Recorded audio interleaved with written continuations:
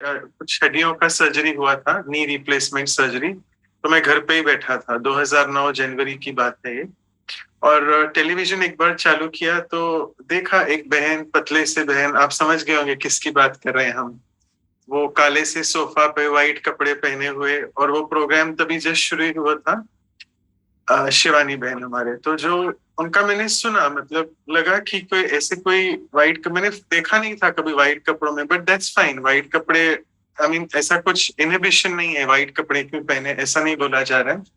पर जो बोला गया उन्होंने मुख द्वारा, वो काफी पावरफुल लगा। और ऐसे पावरफुल लगा कि मेरी पूरी यात्रा ही, जीवन यात्रा बदल गई। बताता हूँ कैसे बदल गई।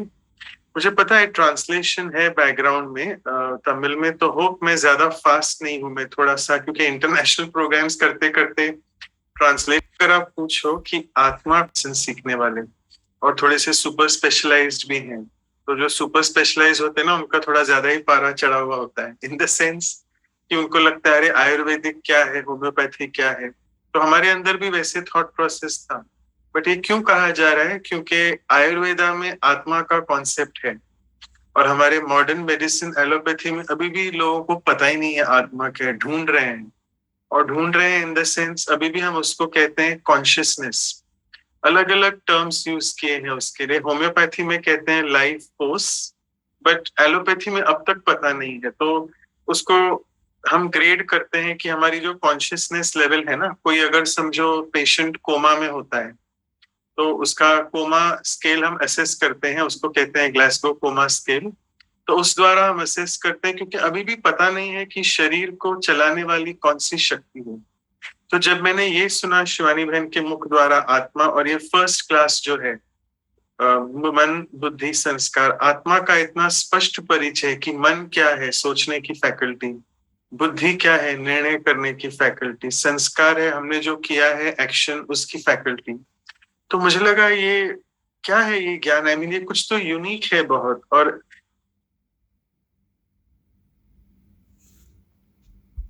आज ये हमारे साथ जो कुमारी इसके जो एपिसोड्स थे वो अवेलेबल थे संस्कार और आस्था पे। ये 2009 की बात है। तो उस समय ये जो टाइम था, आस्था चैनल पे 7:10, 7:10 से लेके 7:40 आता है। तो उसमें अभी जुड़े हैं। और ये कहने का मतलब है कि जब आत्मा को प्यास होती है तो हम कुछ ना कुछ ढूंढते हैं तरीके, और परमात्मा भी मदद करता है। कि ये पहला मदद का अनुभव कि कैसे मदद हुई। मुझे पेशेंट्स कहते थे आपने क्या टाइम जल्दी कर दिया है, मतलब हमें मैच नहीं हो रहा है। मैंने बोला सॉरी, मुझे जो मिला है वो मुझे मिला है, और I can't change my time. तो मैंने बोला नहीं, अभी आपको एडजस्ट करना पड़ेगा, आपको 5 to 7 आना है।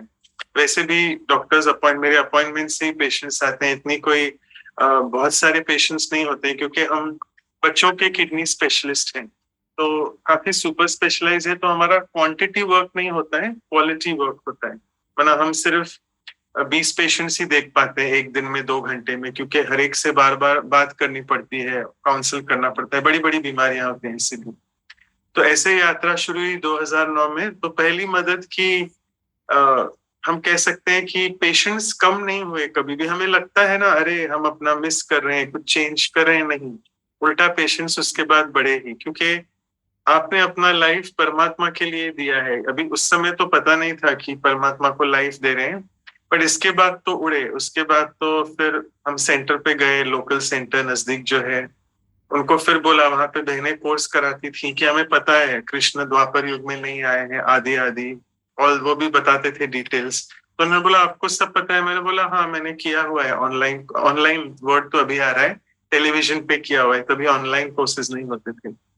तो फिर आगे 2009 के बाद 2012, ये 3 साल, a big thanks to education department.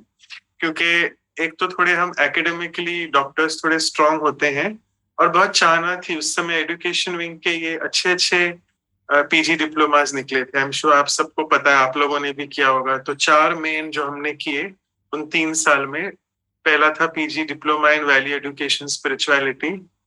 अच्छा लगता है डिग्रियां बटोरना, इन द सेंस लौकिक तरीके से नहीं, अलौकिक डिग्रियां अच्छी लगती हैं। उसके बाद फिर दूसरा आया मेमोरी डेवलपमेंट एंड साइकोन्यूरोबिक्स, वो अभी ज्यादा नहीं चलता है इतना।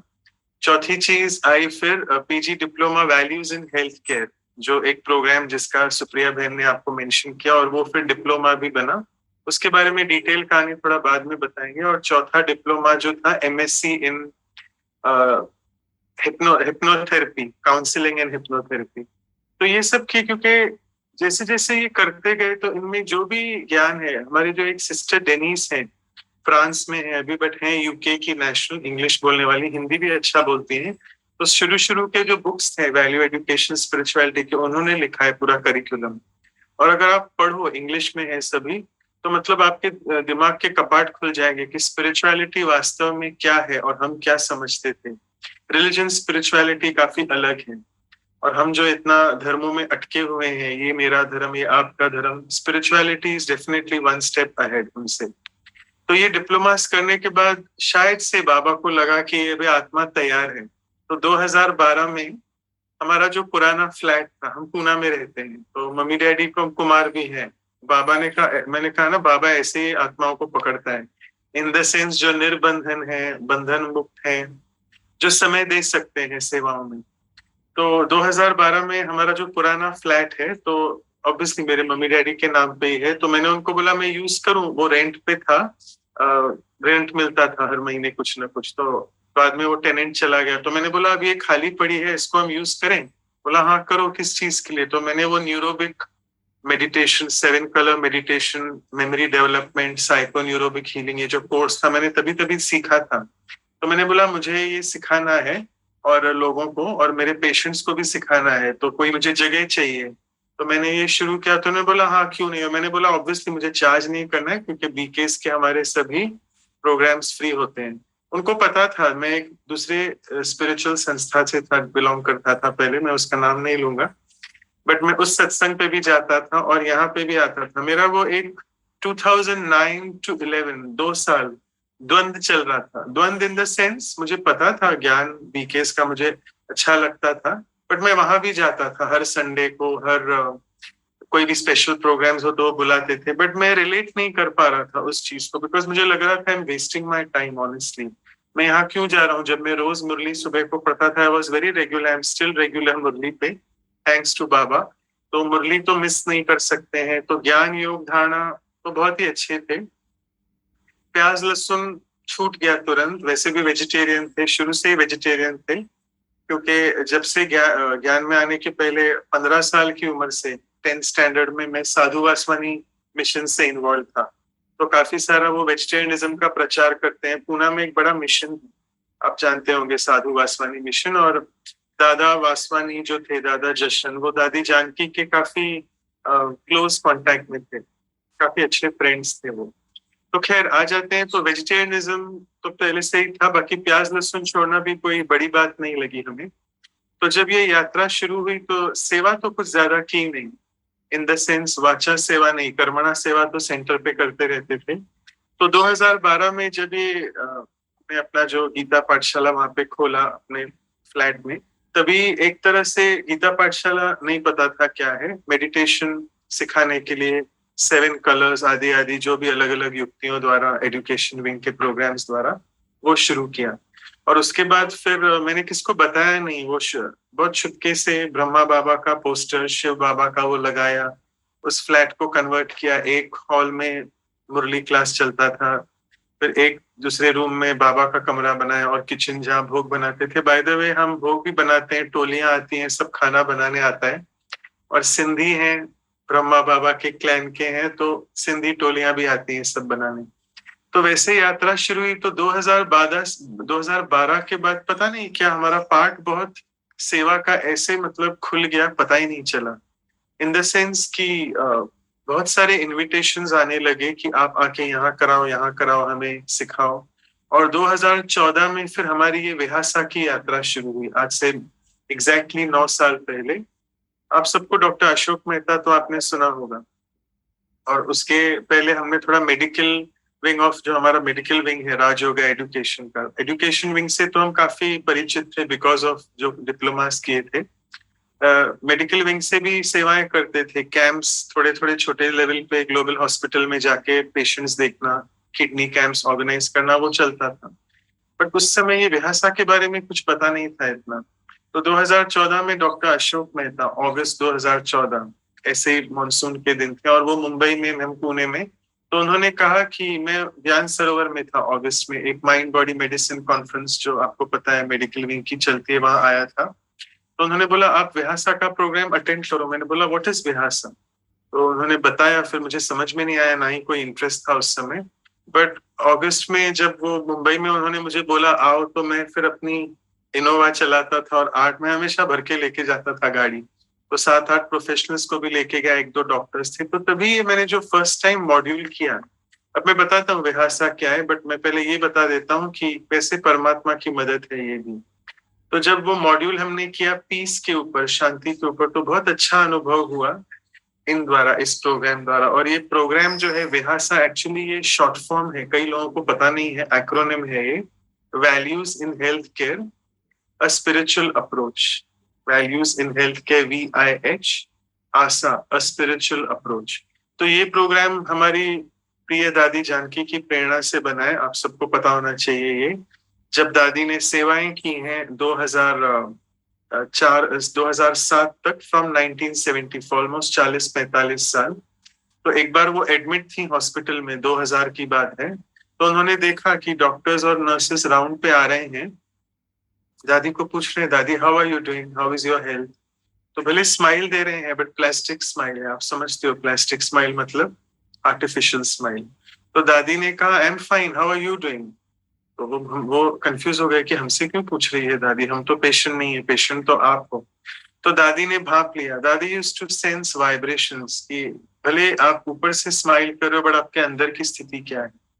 तो वहां के जो बीकेस थे विदेशियों के, आपको पता है विदेश में भी काफी सारे सेंटर्स हैं, और हमारा इंटरनेशनल कोऑर्डिनेटिंग सेंटर लंदन है जहाँ से शुरुआत हुई है। और दादी जानकी ने फिर वहां के जो भाई बहने हैं, खासकर जो माइंड को अच्छी तरह समझते हैं, साइकोलॉजिस्ट कहो, साइकोथेरेपिस्ट कहो, ऑक्यूपेशनल थेरेपिस्ट, तो उनको बोला आप बैठो आपस में और एक प्रोग्राम बनाओ जिसमें आपको इन सभी डॉक्टर्स की सेवा करनी। तो कैसे दादी सेवा करें बताओ आप। तो दादी ने कहा मैं बताती हूँ, 2 वर्ड्स आपको यूज नहीं करने।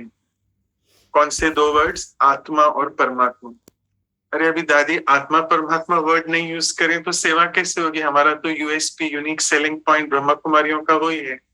तो दादी ने कहा मैं बताती हूँ क्यों आत्मा परमात्मा नहीं यूज करना है, क्योंकि दादी 1974 टू 2000, 25 साल वहां पे सेवा कर चुकी थी ना उन विदेशियों की।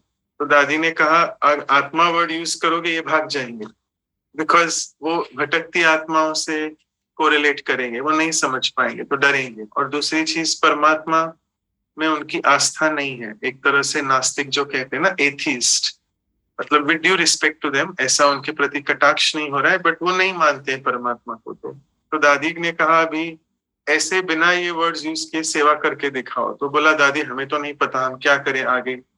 वो जो विदेशी थे वो तो ज्ञान में आए आत्मा परमात्मा का वर्ड सुन के, बट डॉक्टरों की, नर्सेस की सेवा करनी है इंग्लैंड में, ऐसे स्थान पे जो नास्तिक हैं, आत्मा में विश्वास नहीं है, आदि आदि। तो दादी ने कहा एक चीज में ये बहुत आस्था रखते हैं, वो है वैल्यूज। और वैल्यूज इज समथिंग जो न्यूट्रल है, मतलब यूनिवर्सल भी है और न्यूट्रल भी है। कई लोग उसमें विश्वास करते हैं और तुरंत जुड़ जाते हैं। तो दादी ने कहा बैठो, वैल्यूज के ऊपर कुछ मनन चिंतन करो। तो आपको बताते हुए ये हमें हर्ष हो रहा है कि ये जो प्रोग्राम बना, ये लोग 4 साल बैठे, 2000 से 2004 के बीच इन्होंने ये बड़ा बुक बनाया, विहासा का बुक है, आपको दिखाएंगे बाद में। और इसमें लेक्चरबाजी नहीं होती है, क्योंकि क्या होता है ना, विदेशियों को उनकी सेवा करने की जो थोड़ी स्टाइल है वो अलग है। उनके साथ बैठ के उनके साथ डिस्कशंस होते हैं, हम कुछ बोलते हैं वो कुछ बोलते हैं, तो एक डायलॉग होता है बायलैटरल। अभी देखो मैं भी आपको एक लेक्चर के रूप में ही बैठा हूं, मैं ही बोलते जा रहा हूँ सिर्फ, बट चलो ये तो हम अनुभव सुना रहे हैं तो इंटरेस्टिंग होता है। बट एक रिटेंशन कैपेसिटी होती है ब्रेन की, अगर आप 45 मिनट से ज्यादा बोलोगे तो लोग फिर रिटेन नहीं कर पाते, एक बोरियत सी आ जाती है। तो ये प्रोग्राम्स तो हम 9 to 5 पूरा दिन सेशंस रखते हैं। एक्सपीरियंशियल एक्सरसाइजेस होते हैं, अलग अलग मॉड्यूल्स होते हैं, पीस, पॉजिटिविटी, ऐसे बहुत सारे नाम के मॉड्यूल्स हैं। तो ये उस द्वारा ये प्रोग्राम बना। और डॉक्टर अशोक मेहता जो हमारे मेडिकल विंग के प्रेसिडेंट भी हैं और he is the national medical adviser to Janki foundation. तो दादी जानकी के नाम पे ये लंदन में फाउंडेशन है, Janki foundation for spirituality in health care. तो इस फाउंडेशन द्वारा ये प्रोग्राम हुआ 2004 या 5 में इंडिया में लॉन्चिंग हुआ। हमारे लेट एपीजे अब्दुल कलाम जी और दादी प्रकाशमणि, इन्होंने शांतिवन डायमंड हॉल में इनॉग्रेशन हुआ और 2005 से प्रोग्राम आया, बट मैं तो ज्ञान में भी नहीं था 2005 में। तो मेरी यात्रा 2014 में शुरू हुई, 9 साल बाद। तो जैसे ही मैंने ये मॉड्यूल किया मुंबई में, तो हर महीने इन्होंने एक एक मॉड्यूल रखा था, ऐसे 8 मॉड्यूल्स हैं। तो मैं हर महीने संडे वो जाता था, सुबह यहाँ 5 बजे निकलते थे, वहां 8 बजे पहुंच जाते, वहां 5-6 करके रात को 8-9 बजे घर आते थे। तो ये मैंने 8 मॉड्यूल्स की और मुझे बहुत ही परिवर्तन दिखा अपने में, कि एक तरह से एक युक्ति मिली, एक टैक्ट मिली कि कैसे हम सेवा कर सकें इंडिया में भी। और इंडिया में भी अभी लोग ऐसे ही हो गए हैं विदेश की तरह, उनको आप आत्मा परमात्मा के बारे में सुनाना चाहो ना, इंटरेस्ट नहीं। हमें क्या करना है, हम आत्मा है, जान के भी क्या फायदा। तो हमको वैल्यूज के द्वारा बैठते हैं। तो ऐसे खाना नहीं खाना है, दूसरे तरीके से गोल मटोल करके खाना खिलाना है आत्मा को, एक तरह से आत्मा को खाना खिलाना है ज्ञान का। तो हमने ये अनुभव किया जैसे जैसे फिर पूना, मुंबई, यहाँ पे काफी सारे इन्विटेशंस आते गए प्रोग्राम्स के। फिर मेडिकल कॉलेजेस से भी इन्विटेशन आए, साथ साथ हॉस्पिटल्स में भी ये प्रोग्राम जब कराया, तो सभी जगह पे ये कांस्टेंट अनुभव होता रहा कि जैसे ही खत्म होता है 5 बजे वर्कशॉप्स उनके साथ वैल्यूज के ऊपर बैठ के, तो वो सभी लोग फिर कहते हैं, आके हमको कहते थे, क्योंकि हम उनका वर्कशॉप पूरा दिन लेते थे ना, तो हमसे क्लोज हो जाते थे। तो कहते थे आके कि आप हमें मेडिटेशन सिखाओ ना, हमें इंटरेस्ट है। तो हम बोलते थे हाँ क्यों नहीं। फिर बहुत चुपके से हम जाके वहाँ के सेंटर इंचार्ज दीदी को बोलते थे